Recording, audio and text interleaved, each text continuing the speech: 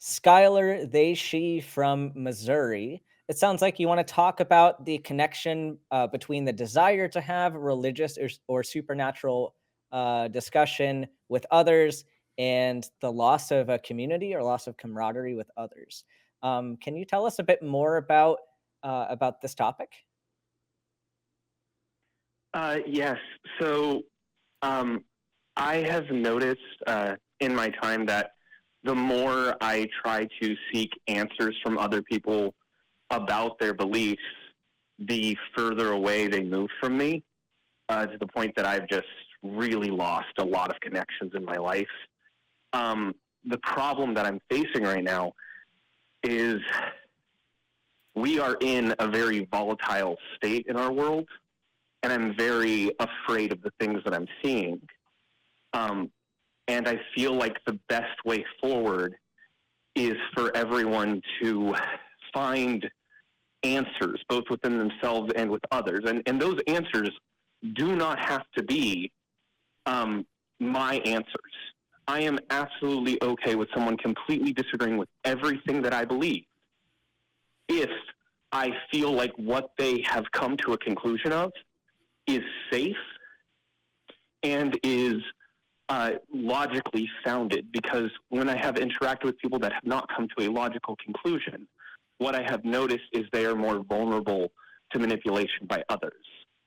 Even a friend of mine who left a very volatile religious community ended up going into a spiritual belief system and ended up getting manipulated by a number of people who used that spiritual belief to give answers about the spiritual community without any validity. It just sounded good and it felt right, and she was manipulated by them. And that scares me, because even people that I disagree with and I will get into screaming arguments with, I don't want them vulnerable to being manipulated or hurt. And so it drives me a little bit too far, and I end up pushing people away. But I care very deeply about these answers and in where people are getting them and where people land. But I don't know how to keep hold of that without bothering people, because obviously this is an important topic to so many people. So many people have such a deep connection to their beliefs. And so when you're questioning them, that they feel physical pain. And so I'm hurting people. But that's obviously not my goal, because I'm afraid for them. But I don't know where to land there. I don't know how to help people without just causing them more harm.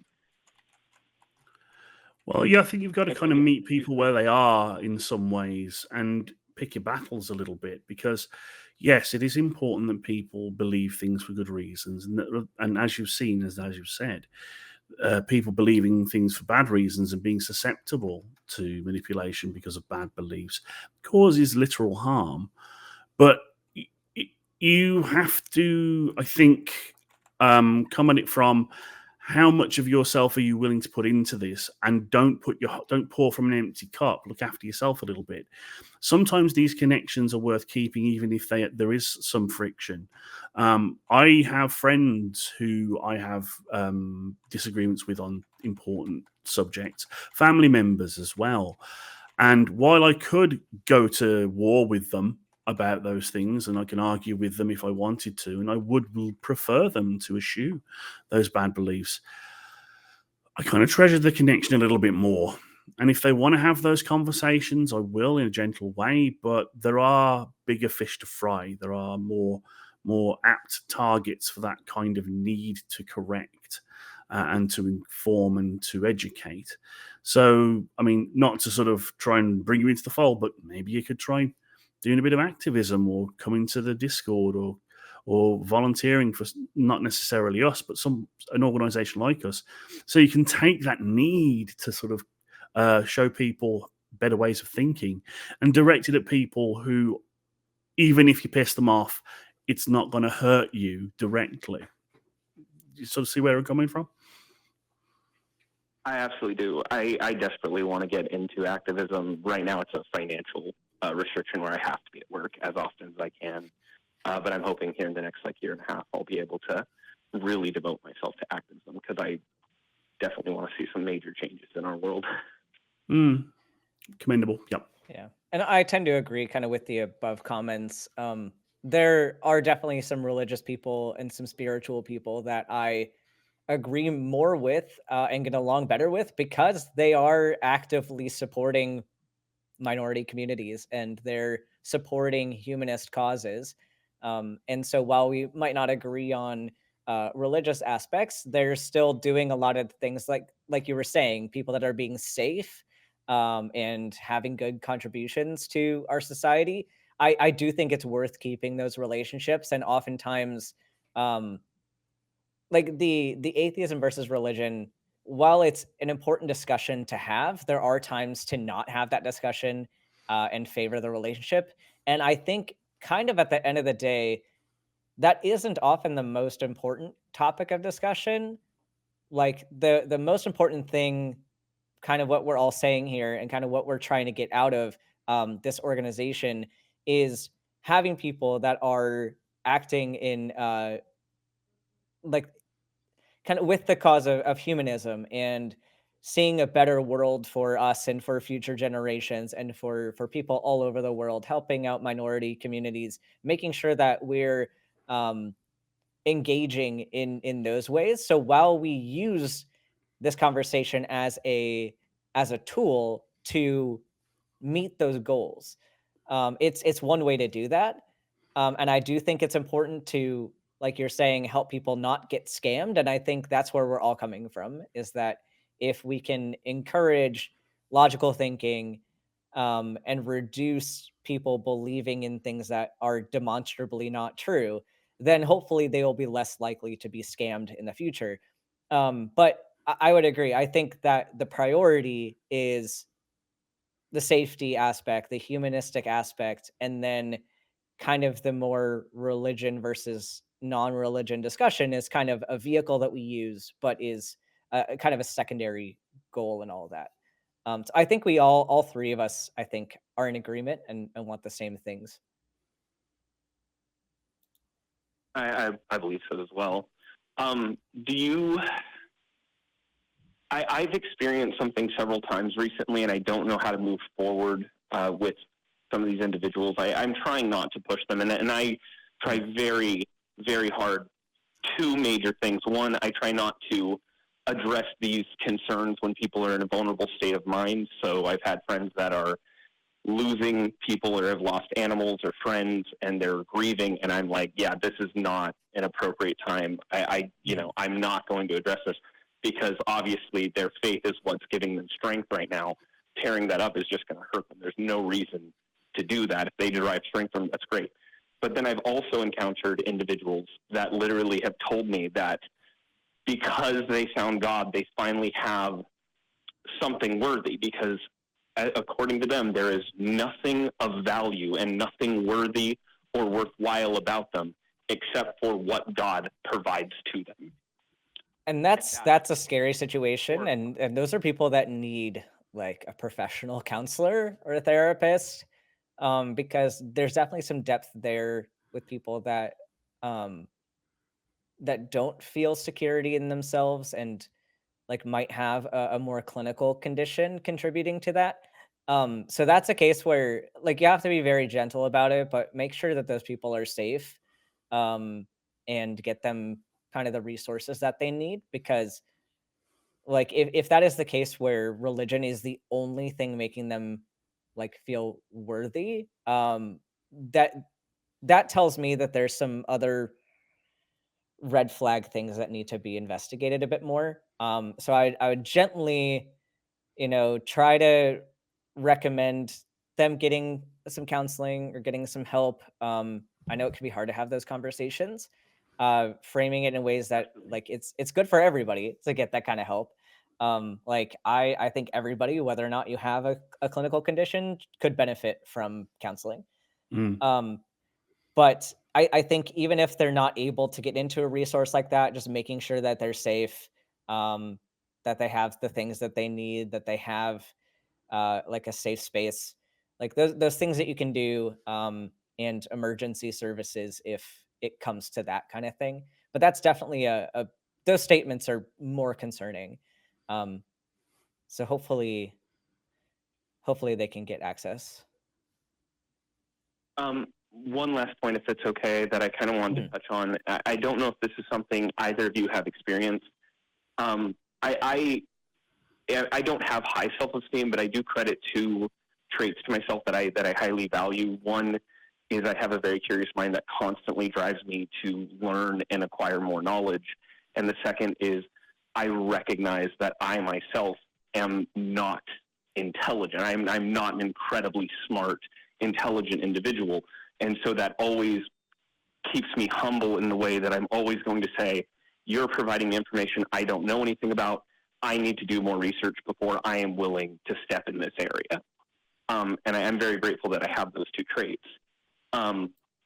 But that has led me to organizations like this that teach me a lot of critically thinking skills, teach me to come to logical conclusions, teach me to have answers for the big questions that I've personally grappled with.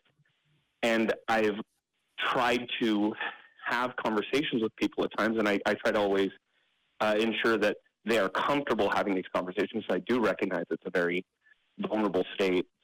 But I've been getting several responses where it's, well, you're just very intelligent, and so you wouldn't understand because this is about emotion. And you're just using intelligence to hide. And so I can't even talk to you because you're just going to use your intellect over me. And it's like, I'm not doing that, and I don't feel like I'm any smarter than you. I've just researched this, and you can too, and you don't have to come to my answer. But, like, I would happily give you resources. I've had one argument with one, well, I say argument, I would like to call it discussion, with someone where I tried to provide them information on people like, I believe it's Dr. Dale Allison, who did the resurrection study, who is a believer. And I'm like, read him, read someone from your side of things that came to a logical conclusion. Don't read people from my side of things because you disagree with them, so you're not going to find value in what they have to say. Read your point of view, but just people that have arguments that are better than my arguments.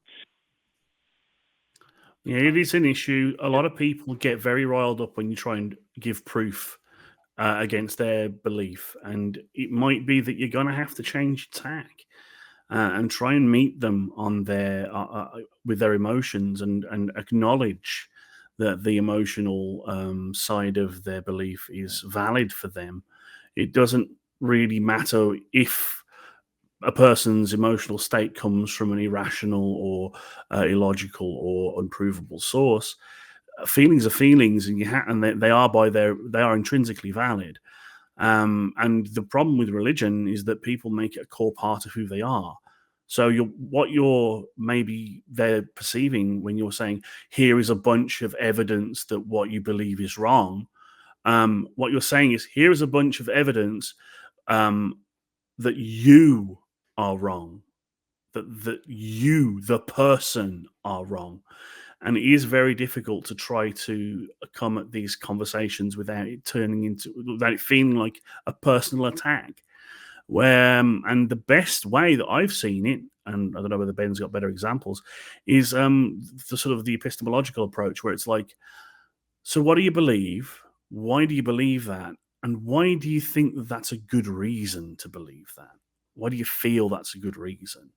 And then leave the proof aside until such time as they're actually starting to question, because you can't batter them over the head with evidence until they submit. You've got to kind of bring them on board on side first. That's my opinion. Mm-hmm. Absolutely. Yeah, and I would like to say that I try that very I try to do that very to the best of my ability. I recently got yelled at for doing that because they said that I was forcing them to give answers that they were not prepared for, even though I tried multiple times to say, you can say, I don't know, or I don't know that yet, or that's not something I'm comfortable discussing. And they said, no, you're forcing me to give answers that I don't know. Well, how about, here's an idea, maybe, like taking a little bit of a different approach. Like maybe they want to have time to think about this. And maybe if we structured this in a way of like, hey, I have some questions about what you believe. Like, here's my specific questions. Can you look at these? And then maybe at a later date, we can meet up and discuss it, giving them time then to prepare a response, and maybe they just don't want to feel like uh, they're unprepared. And I think maybe that would give them some room to do that, or at least let them think about it on their own, and maybe they'll read the questions and think, oh, I actually don't have a good reason for this. Maybe I'll reconsider my position. Mm. But that might be a worthwhile position to take for you. I haven't tried something like delayed like that, but it's a really good idea, I think. I've tried it a couple times in the past, but not anytime recently, just because of a lot of personal stuff in my life. It's kind of diverted my attention. But that is a very good idea, and I definitely should change. I don't know where, because I am very scared of both where we are as a country, and both like where my friends are in their own headspace, Mhm. where they're calling me out for saying things because they believe that there's some supernatural element that's going to affect me or harm me, but I'm not allowed to say, well, what is that element? But I really appreciate you guys talking to me today. I want you to be able to get to the other callers. But thank you so much for what you guys do and where you are. And I'm grateful that you're out there providing resources for people. Yeah, thank you for calling in, Skylar. I hope you have a good rest of your day.